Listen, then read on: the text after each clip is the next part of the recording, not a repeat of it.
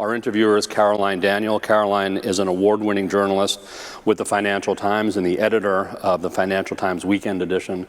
She's been a White House correspondent who's interviewed many world leaders, business leaders, and famous celebrities. And of course, Sean Rad, who's the president and founder of arguably one of the great phenomenons of today, Tinder. So please, nice round of applause and join me in welcoming both of them to the stage this morning.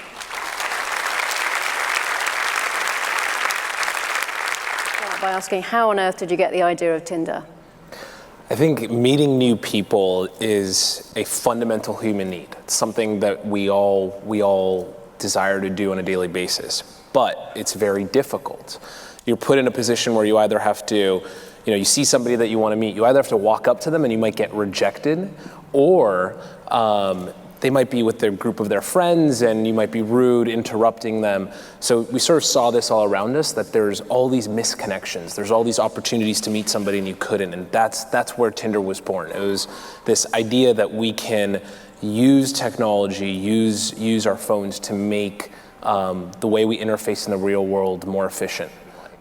I'd like to talk a bit, obviously this is an advertising crowd, and you started to work with some really interesting advertising brands and using the site as a platform to target, to allow advertisers to target your, amazing demographic of millennials. And I'd love you to talk about some of the experiences you've had with brands so far. It's been, it's been wonderful to see that our audience is so open to hearing from brands. And I think part of it is, if you think about Tinder, you're going there to discover content. Like there's not really an intent, and you're just there sort of digesting what feels like randomized information. And I think it's a great environment for advertisers to introduce a message, because you're in this frame of thought where you're willing to learn about new things and meet new people. But I think it's a testament to how engaged our audience is. They are really focused on the content, they're having fun, and they're engaged with Tinder. I think it's a perfect environment for brands. And how many minutes are people spending on your site in a day? The average user spends about 11 minutes on Tinder per day. And people are obsessed, I guess, with Tinder. 11 minutes is a lot. What kind of brands' ideas would be exciting? I mean, if you look at what we've done and what we strive to do is delight our users and give them something that is exclusive, that resonates with them, and we've done everything from launching Zed's album exclusively on Tinder to giving, with the Spy movie that just launched, giving users nationally the ability to sort of attend private screenings. It's this idea that you're there for something rare and new and special. And as long as, I think the things that excite me the most are when brands say that we're going to launch some exclusive piece of content on Tinder.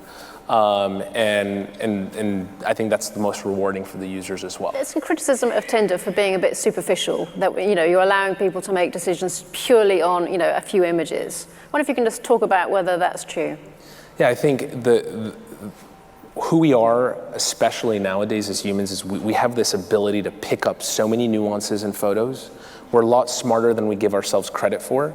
And what we've seen is that there's so much information in photos.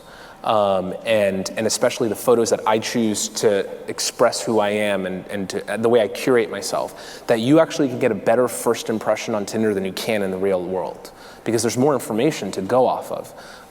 So I think it's actually superficial to say that photos are superficial. I think it lacks an understanding of the human psyche and how advanced we are, particularly now that we're inundated with so much content. We're so much more advanced at actually digesting and picking up the information in these photos and this media than we ever were. I think if you're doing something great and you're able to share that with the world and articulate it and create that vision, I think people will follow you. Whether you're in LA, Silicon Valley, Sweden, you can build a great thing anywhere as long as you can channel that energy and articulate it to the world.